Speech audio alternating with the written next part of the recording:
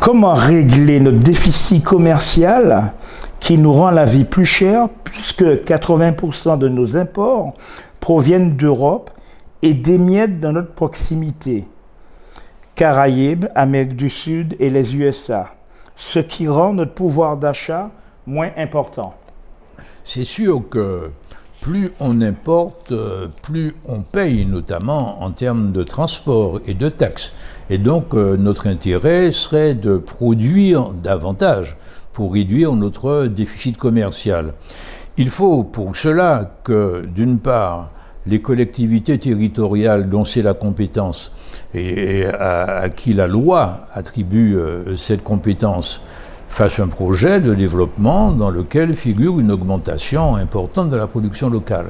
Il faut également que le monde des entreprises se mobilise davantage dans la production locale. Je prends un exemple tout simple, celui du sucre. La canne permet de produire du rhum et du sucre.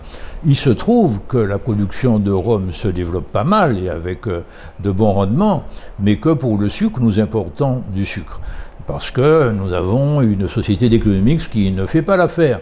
Il serait intéressant, par exemple, d'étudier que la collectivité territoriale confie, sous forme, par exemple, de délégation de services publics, à des entreprises la production de sucre à la Martinique. Ce serait une façon, au moins, d'éliminer une importation. Je rappelle que nous consommons autour de 12 000 tonnes de sucre chaque année, et que sur ces 12 000, nous n'en produisons qu'à peine 4 000. C'est un exemple, mais il est vrai que ni le secteur public ni le secteur privé ne s'intéressent suffisamment à la production permettant l'import-substitution, comme on dit, c'est-à-dire de substituer des productions locales à des importations.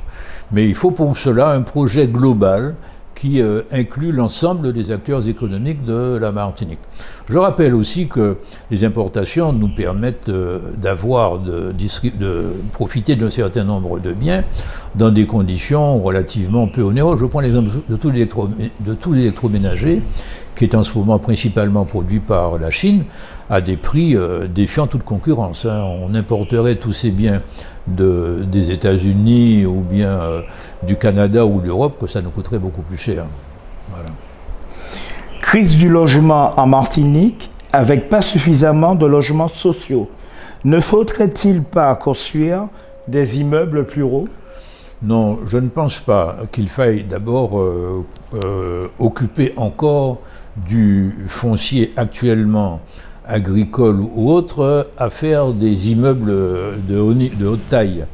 Il y a dans toutes les communes de la Martinique, y compris dans les centres de ces communes, suffisamment de foncier, les dents creuses, de foncier abandonné, des tas de maisons, d'immeubles abandonnés qu'on devrait récupérer pour y construire des logements de hauteur convenable. Donc c'est vers cette voie qu'il faut aller. Il faut absolument utiliser toutes les dents creuses, tous les espaces non utilisés actuellement présents dans les bourgs et qui d'ailleurs les enlaidissent. Comment régler rapidement les problèmes d'indivision? Les problèmes d'indivision, à mon avis, sont fort mal posés. Parce qu'on parle de sortir de l'indivision, mais on ne parle jamais des conditions dans lesquelles on est entré dans l'indivision. On est entré dans l'indivision, en général, en héritant d'un certain nombre de biens, en général des terrains, mais aussi des maisons. Et ça n'a généralement encore, il y a des exceptions, mais qui sont rares, rien coûté à ceux qui en ont bénéficié. Et ils ont parfois reçu des terrains, des maisons valant plusieurs dizaines, voire plusieurs centaines de milliers d'euros. Alors, à partir du moment où il faut faire quelques démarches pour régulariser les choses, les gens ne veulent pas faire ces démarches. Il faut qu'ils prennent le temps de faire ces démarches et puis qu'ils acceptent de payer peut-être 2 ou 3 000 euros de frais de notaire, de frais d'avocat pour sortir de l'indivision. Mais à mon avis, ce problème reste fort mal posé. Si on veut sortir de l'indivision, c'est qu'on y est entré généralement gratuitement, donc on doit accepter l'effort que représentent les frais de sortie. Les Martiniquais se plaignent d'être défavorisés pour l'achat d'un logement, contrairement aux Européens. Comment faire? Ça, c'est encore, ça fait partie des bruits qui courent. Moi, je suis un ancien directeur de banque. Je peux vous dire que la couleur de l'emprunteur ne nous n'intéresse pas, les banquiers. Alors, avant, on disait que le Crédit Martiniquais était la banque des Blancs. Bon, le Crédit Martiniquais, aujourd'hui, a disparu. Il a été remplacé par une banque fort dynamique. Et je ne crois pas que cette banque-là fasse de la discrimination raciale. Donc, beaucoup de gens ne peuvent pas acquérir parce qu'ils n'ont pas les moyens. Et c'est vrai qu'il y a un certain nombre d'Européens qui arrivent en Martinique avec des économies qu'ils ont faites pendant toute leur vie et ils ont les moyens de porter peut-être 60-70% du montant du bien, ce que n'ont pas tous les Martiniquais. Donc quand vous n'empruntez que 30 ou 40% du montant du bien, c'est évidemment plus facile pour la banque de vous prêter. Gabriel Attal, le ministre de l'Éducation nationale, voudrait élever le niveau des élèves en remettant en place le redoublement du primaire à la terminale. Est-ce une bonne solution? Moi, je crois qu'il y a une crise énorme dans l'enseignement en France et le classement PISA, qui est un classement qui permet d'apprécier le niveau de connaissance des élèves dans pas mal de pays du monde, classe la France de plus en plus mal. Donc il faut faire quelque chose. Le redoublement est un des aspects, parce que depuis au moins 30 ans ou 40 ans, on fait passer les enfants à la classe supérieure en sachant pertinemment qu'ils ne sont pas capables de suivre l'enseignement de la classe supérieure. Ça, c'est une donnée qui est apparue en France dans les années 80. Donc si pour les enfants en difficulté, le redoublement est rétabli, on ne peut qu'approuver. Maintenant, reste entièrement posé le problème de l'employabilité de ceux qui sortent du système d'enseignement français. Je rappelle qu'il y a entre 120 et 150 000 jeunes qui quittent le système d'enseignement sans avoir de diplôme, sans avoir de formation, et ils n'ont comme issue que le contrat d'engagement et puis le RSA, ce qui n'est quand même pas une belle perspective pour un jeune. Donc le nouveau ministre de l'Éducation a l'air de vouloir revenir à des méthodes qui jadis ont été des méthodes de succès.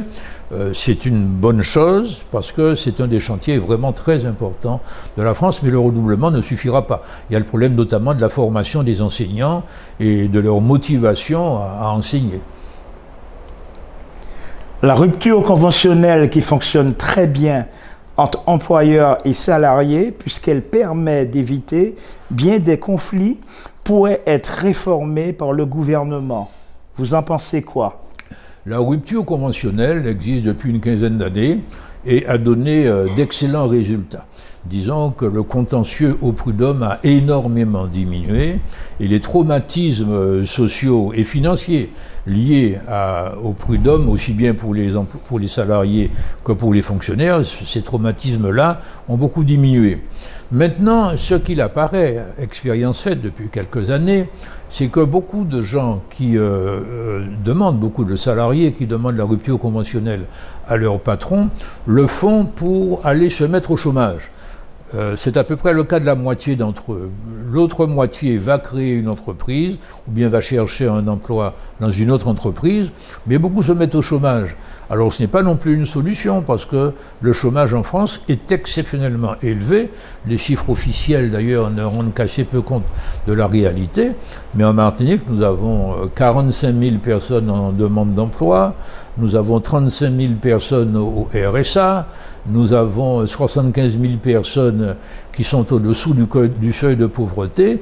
On ne peut pas encourager le fait que certains utilisent la rupture conventionnelle juste pour se mettre au chômage. Le chômage, c'est l'esclavage des temps modernes. Je pense qu'il faut tout faire pour que le chiffre de chômeurs, le montant de chômeurs n'augmente pas. Quels sont pour vous les grands défis de la France sur lesquels il ne faudrait pas se louper? Le principal défi de la France, et depuis de longues années, en particulier depuis les années 80, c'est le mauvais rapport qualité-prix du secteur public. C'est ça le plus grand défi. C'est-à-dire que la France a des services publics très importants. Je rappelle que les dépenses publiques représente 56 à 57% du produit intérieur brut et que les prélèvements obligatoires représentent 46 à 47% du produit intérieur brut. La différence de 10% est faite par l'emprunt.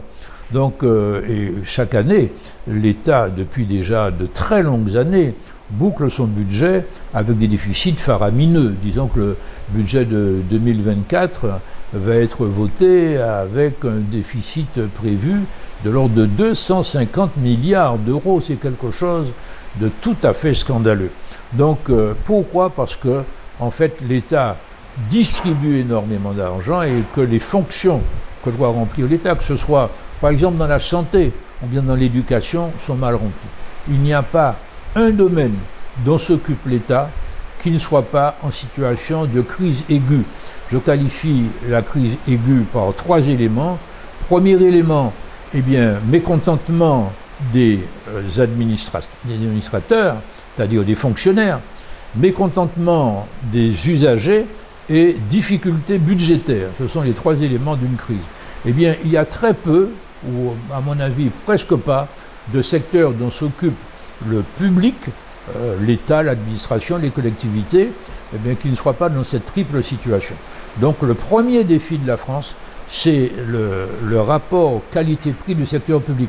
Moi, je veux bien qu'on prélève 47% de mon revenu pour organiser toutes les fonctions possibles, tous les services possibles, mais à condition qu'on en ait pour son argent.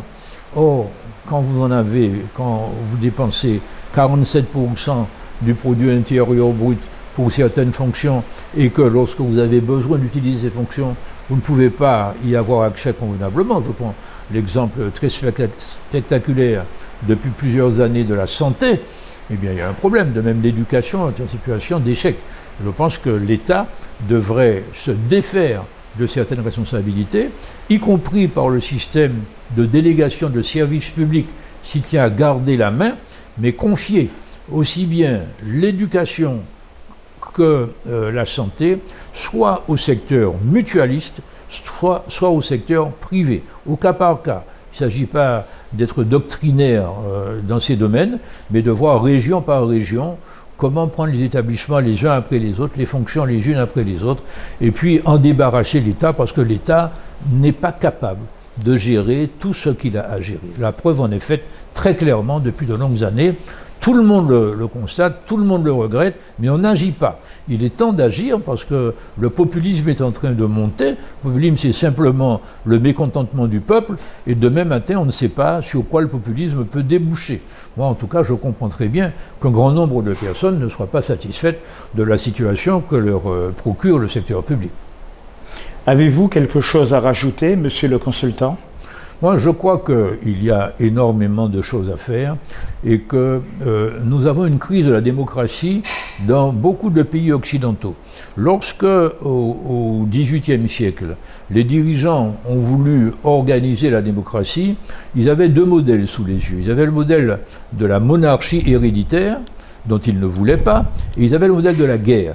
Eh bien, ils ont organisé les démocraties du monde occidental sur le modèle de la guerre, c'est-à-dire ce ne sont plus des armées, mais des partis qui s'affrontent. Et puis, il y a une ambiance de violence qui irrigue toute la société, parce que chaque parti veut le pouvoir.